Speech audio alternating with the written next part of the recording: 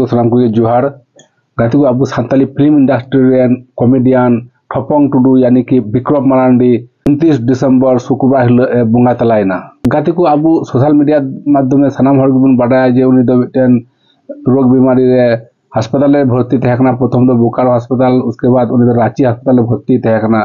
गाती को आयमा यूट्यूबर की वीडियो को बनाव लेदा आय मदद लगी ते आर आया को ले लेदा बांगमा आया लाइ रे दा जावड़ा कना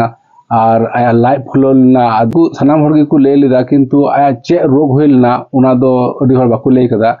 तो तिहिन दुन गलमरावा अबु ठपंग टुडू विक्रम मारांडी दो रोग दो चे थे कान तया तो निये वीडियो एतो खन मुचे धरि नेल ताबन पे तो वीडियो स्टार्ट ए ताबना तिकु ठपंग टुडू दादा दो जहां रोग नाम ले दिया उना रोग ना इंग्रजी तुम दो कना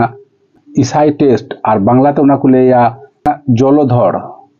जहाँ जलधर नोना रोग दो चे चे कारण ते हुई दरे आ को आयमा लोकान रोग तेन उना जलधर दो हुई दरे आ जेमन की heart fail kidney fail cancer TB alcohol दो जहाँ को हंडी पाउडर उना यदि एकेन लाइ रे हंडी पाउडर जस्ती नि हुआ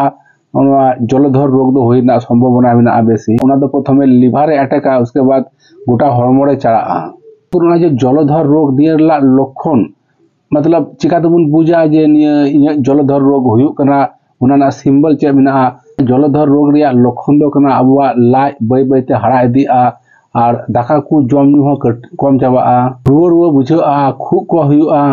माजे माजे के लाई हसुआ काटा को आस्ते आस्ते फुलआ गाते को गिति काते शांति बांग नामुआ जलधर रोग प्रथम से यदि बुझ नाम काते डॉक्टर ठे बुन ट्रीटमेंटआ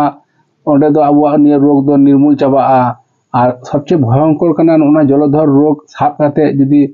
हंडी पौरे न्यू इदी हुआ उना रोग रिया दो कोनो प्रतिकार दो बनुआ जलधर रोग यदि ढेर दिया ताले आस्ते आस्ते लिवर दो डैमेज चाबाया उसके बाद अबवा लाई रे जहां पोटा मेना उना को हो डैमेज और उनकाते दा सरसा और उना दा गी लाई फुलौ तमा कॉमेडियन ठपंग टुडू दादा दो उनका के लिवर दो प्राय 50% चितान उनिया दो डैमेज लेन तया और उसके बाद उना दा को सरसायन तया और उनी दो और